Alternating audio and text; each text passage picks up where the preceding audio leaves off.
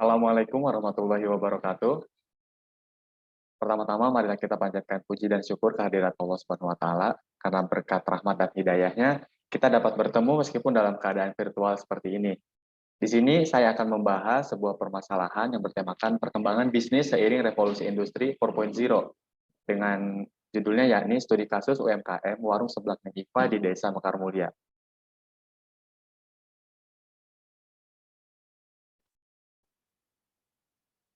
Sebelumnya, perkenalkan, nama saya Reza Pratama, saya mahasiswa kelas manajemen 2E Universitas Kuningan. Saya menyusun slide presentasi ini untuk memenuhi salah satu tugas mata kuliah, literasi teknologi yang diampu oleh Bapak Fitra Nugraha, Eskom Mkom. Agenda kita pada presentasi kali ini adalah yang pertama, akan ada pendahuluan, yang kedua, studi kasus, yang ketiga, kendala atau permasalahan yang dialami, dan yang keempat, ditutup oleh solusi permasalahan. Langsung saja kita masuk pada agenda yang pertama, yakni pendahuluan. Di sini saya akan membahas tentang usaha mikro kecil dan menengah atau UMKM dan juga revolusi industri 4.0. Usaha mikro kecil dan menengah atau biasa kita kenal dengan UMKM. Secara umum UMKM dikenal sebagai sebuah akronim dari usaha mikro, kecil, dan menengah. Namun jika diruntut dari definisi dan sudut pandang yang berbeda, UMKM memiliki berbagai pengertian yang jauh lebih luas. Bagi pelaku usaha, UMKM adalah bisnis atau usaha yang dijalankan oleh perseorangan, rumah tangga, maupun badan usaha kecil. UMKM adalah kegiatan usaha berskala kecil yang mendorong pergerakan pembangunan dan perekonomian Indonesia. Sebuah usaha atau bisnis dapat disebut sebagai UMKM jika memenuhi kriteria usaha mikro menurut Peraturan Perundang-undangan Nomor 20 Tahun 2008, UMKM dibedakan berdasarkan masing-masing jenis usaha, yaitu usaha mikro, kecil, dan menengah. Usaha mikro adalah jenis usaha yang biasanya dimiliki dan dikelola oleh individu atau keluarga. Sebuah usaha termasuk sebagai usaha mikro saat keuntungan bersihnya setiap tahun tidak lebih dari 50 juta rupiah. Pengelolaan keuangan dalam bisnis mikro ini juga biasanya masih disatukan dengan keuangan pribadi pengelolanya. Berikutnya, usaha kecil.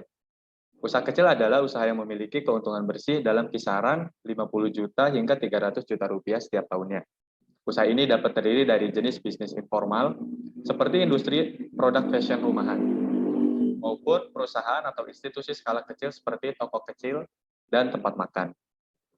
Terakhir, ada usaha menengah, yakni jenis bisnis yang sudah mempunyai sistem pembukuan yang lengkap dan juga terstruktur. Sebagai sebuah bisnis, usaha menengah memiliki pengelolaan yang lebih matang dan dipisahkan dari keuangan pribadi milik pengelola usahanya. Mengenai pendapatan, sebuah bisnis bisa dikatakan usaha menengah saat memiliki pemasukan lebih besar dari usaha kecil, yakni 300 juta ke atas setiap tahunnya. Mayoritas usaha menengah juga telah mengurus kepemilikan NPWP beserta dokumen legalitas lainnya sehingga operasional bisnisnya bisa dibilang telah resmi dan diakui oleh negara.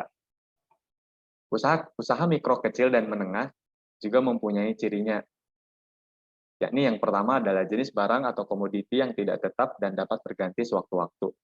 Kedua, memiliki tempat usaha yang dapat berpindah jika memang dibutuhkan. Ketiga, belum memiliki penerapan administrasi yang lengkap, bahkan pengelolaan keuangannya juga seringkali masih nyampur aduk dengan keuangan pribadinya. Yang keempat, SDM-nya belum memiliki jiwa wirausaha yang terasah secara sempurna.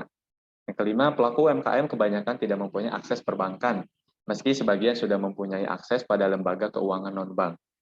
Dan yang terakhir, sebagian besar tidak memiliki surat izin usaha ataupun legalitas lainnya seperti NPWP.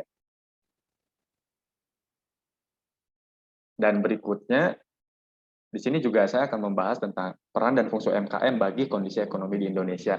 Seperti yang kita ketahui bahwa UMKM di Indonesia sudah menyumbang dan juga membantu masyarakat Indonesia di kesehariannya. Peran dan fungsinya antara lain adalah yang pertama, membuka lapangan pekerjaan. Yang kedua, mendorong kondisi ekonomi yang lebih merata. Yang ketiga, meningkatkan devisa negara. Yang keempat, memacu ekonomi di situasi kritis, seperti yang sudah kita alami sejauh ini, yakni kita berusaha survive dari kondisi pandemi COVID-19. Kelima, memenuhi kebutuhan masyarakat secara akurat, dan tentunya usaha mikro kecil dan menengah juga perlu terus beradaptasi seiring dengan perkembangan zaman, seiring dengan situasi dan kondisi yang dialami, agar UMKM tersebut bisa terus survive dan bisa terus mengikuti zaman, dan juga tentunya bisa tetap eksis, tidak tergerus oleh situasi kondisi dan juga permasalahan-permasalahan yang akan dihadapinya. Berikutnya terkait revolusi industri 4.0. Revolusi industri 4.0 atau yang sering disebut dengan cyber physical system merupakan revolusi yang menitikberatkan pada otomatisasi serta kolaborasi antara teknologi cyber.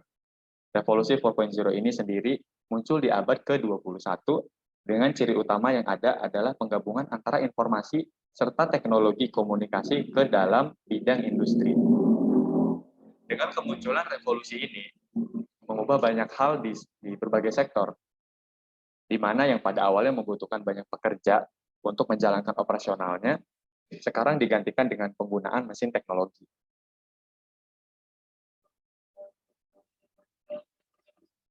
Tadi adalah pendahuluan dari materi yang akan dibahas pada presentasi kali ini mengenai usaha mikro kecil menengah dan juga revolusi industri 4.0.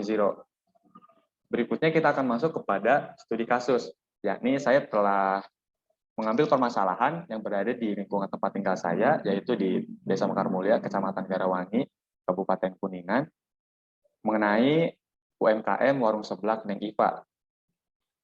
Warung Seblak Neng Ipa merupakan salah satu UMKM yang berada di Desa Mekar Mulia. Warung Seblak ini dimiliki oleh Ibu Yulianti dan sudah berdiri sejak tahun 2019, tepatnya sebelum pandemi COVID-19. Sedikit cerita untuk membahas background dari Warung Seblak ini, yaitu sebenarnya sebelum warung ini beroperasi sebagai warung seblak, hanya beroperasi sebagai warung penjual jajanan-jajanan anak SD, seperti gorengan, basreng, sosis, dan juga gorengan-gorengan lainnya.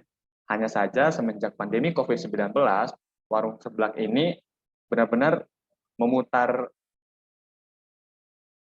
180 derajat bidang usahanya, berfokus ke warung seblak. Tentunya warung seblak ini dikarenakan menghadapi situasi pandemi COVID-19, mereka juga harus berusaha survive. Dan tidak bisa dipungkiri terdapat berbagai kendala yang dialami oleh warung seblak Neng Ipa ini. Kendala-kendala yang dialami oleh UMKM Warung Seblak Neng Ipa ini adalah yang pertama, strategi pemasaran produk yang kurang. Karena Warung Seblak Neng Ipa ini hanya mengandalkan promosi dari mulut ke mulut dan juga melalui WhatsApp. Belum merambah ke sosial media yang lainnya atau bahkan e-commerce atau yang lainnya. Yang kedua, terbatasnya pelanggan. Karena Warung Seblak Neng Ipa ini hanya mempunyai target pasarnya yakni di desa saja, di Desa Mekar Mulia. Jarang sekali ada orang-orang dari luar desa yang sengaja datang untuk membeli seblak dari Warung Seblak Neng Ipa ini. Tentunya hal ini menjadi kendala dikarenakan jika target pasarnya hanya segitu-segitu saja, maka omsetnya pun tidak akan bertambah, omsetnya juga hanya segitu-segitu saja. Dan yang ketiga, berkurangnya daya jual. Meskipun warung seblak ini mulai menjual seblak pada situasi kondisi pandemi COVID-19,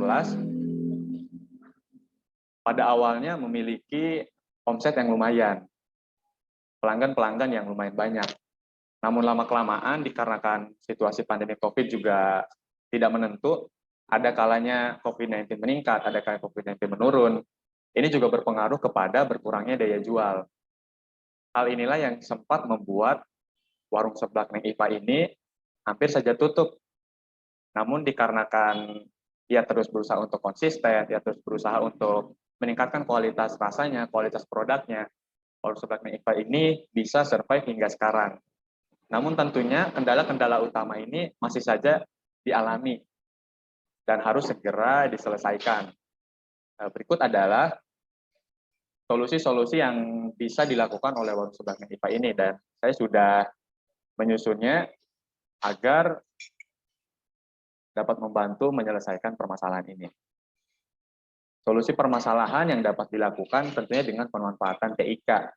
Dengan pemanfaatan TIK atau bisa disebut dengan digitalisasi, warung seblak Neng IPA ini bisa survive dari situasi kondisi pandemi COVID-19. Bahkan bisa membuat penjualannya semakin meningkat, bisa membuat pelanggan lebih banyak, target pasar yang lebih luas. Solusi yang pertama adalah inovasi produk. Karena warung seblak Neng IPA ini hanya menjual seblak di tempat saja. Dia tidak menjual versi untuk bisa dikirim ke luar kota ataupun ke luar daerah. Inovasi produk yang bisa dilakukan adalah dengan cara membuat seblak tersebut menjadi makanan kering, agar orang-orang dari luar daerah, orang-orang dari luar kota itu bisa memesan. Sehingga akan menambah daya jual dari warung seblak Neng IPA ini. Solusi yang kedua adalah bisa beralih kepada marketplace dan juga e-commerce. Menyambung dari solusi yang pertama, jika warung seblak Neng IPA ini sudah menyediakan makanan kering, makanan yang bisa bertahan lama, dan juga bisa diolah nanti, tentunya bisa beralih kepada marketplace dan juga e-commerce. Hal ini akan membantu mempermudah proses penjualan dan juga mempermudah orang-orang dari luar kota yang ingin merasakan seblak rasa daerah atau rasa lokal. Karena berdasarkan pengalaman saya pribadi, seblak daerah dan juga seblak-seblak di daerah kota itu rasanya sangat berbeda, jauh berbeda. Dan juga di solusi yang ketiga, itu bisa memanfaatkan layanan pesan antar. Jika memang warung seblak Neng IPA belum bisa mengeluarkan inovasi produk yang seperti saya sebutkan tadi dan juga belum bisa beralih pada marketplace serta e-commerce, warung seblak Neng IPA ini tentunya bisa memanfaatkan layanan pesan antar seperti GoFood, GrabFood, ataupun layanan pesan antar yang lainnya. Atau bahkan jika di Kabupaten Kuningan ada yang namanya Andong, atau singkatan dari Anterindong. Itu bisa memanfaatkan layanan tersebut, karena jika warung seblak ini hanya berfokus promosi dari mulut ke mulut, hanya fokus pada promosi jika ada yang pesan dari WhatsApp saja, itu tidak akan memperluas pasar mereka, itu tidak akan memperluas targetnya gitu. Saat memanfaatkan layanan pesan antar ini tentunya akan mempermudah orang-orang di daerah Kabupaten Kuningan untuk memesannya tanpa perlu datang ke tempatnya secara langsung, bisa memesannya dari tempat yang jauh seperti itu. Dan yang keempat, itu bisa membuat chatbot untuk bisnis. Layanan chatbot untuk bisnis ini tentunya akan mempermudah, karena warung seblak Neng IPA ini kan dari awal itu sudah memanfaatkan layanan pesan WhatsApp untuk dimanfaatkan jika ada orang yang memesan melalui WhatsApp. Jika membuat chatbot ini akan mempermudah pemiliknya, karena dia pun sejauh ini hanya dia sendiri. Jadi usaha UMKM-nya itu perorangan. Dia nggak punya tim, nggak punya orang-orang yang dipekerjakan. Dengan dibuatnya chatbot untuk bisnis ini, tentunya bisa mempermudah pemilik itu sendiri. Dan yang terakhir itu solusinya adalah bisa menggunakan media sosial. Memang dari warung seblak Neng IPA ini, itu sebenarnya sudah memanfaatkan media sosial. Ini salah satunya WhatsApp. Tapi seperti yang kita ketahui bahwa media sosial itu nggak sekedar WhatsApp aja, ada Instagram, Line, dan juga TikTok, ataupun media sosial yang lainnya. Itu bisa dimanfaatkan untuk media promosi, untuk memperluas pasar, agar orang-orang bisa lebih mengetahui, agar orang-orang yang tadinya tidak tahu menjadi tahu. Dan tentunya dengan media sosial yang lebih banyak, orang-orang akan lebih percaya, orang-orang akan lebih melihat hal itu gitu. Dan kelima solusi ini tentunya adalah kata lain dari digitalisasi. Bisa dibilang digitalisasi pada saat pandemi COVID-19 itu adalah kunci utama untuk usaha UMKM survive dari kondisi sekarang. Karena dengan digitalisasi itu tidak hanya dapat menambah daya jual, tapi juga kita dapat memperluas target pasar. Dengan digitalisasi, kita dapat menjangkau orang-orang yang sebelumnya nggak bisa kita jangkau. Dengan digitalisasi juga kita bisa mempermudah cara yang awalnya mungkin bisa dibilang rumit ataupun ribet dengan digitalisasi hanya dengan bermodalkan handphone atau gadget yang lainnya, kita bisa menjangkau hal-hal yang tentunya sebelumnya nggak bisa kita jangkau gitu. Dengan digitalisasi, hal-hal akan menjadi lebih mudah. Hal-hal yang sulit bisa teratasi. Seperti itu. Mungkin itu adalah kesimpulan dari presentasi saya pada kali ini. Dan sampai pada sesi yang terakhir, yaitu penutup, saya ucapkan terima kasih karena sudah menyimak presentasi yang sudah saya sampaikan. Mohon maaf karena masih banyak kesalahan, masih banyak mungkin kata-kata yang belibet, kata-kata yang sering saya ulang. Karena saya pun di sini dalam posisi masih belajar dan kedepannya akan terus belajar. Terima kasih saya ucapkan. Saya Reza Pratama. Wassalamualaikum warahmatullahi wabarakatuh. Salam sehat dan jangan lupa untuk selalu menjaga protokol kesehatan.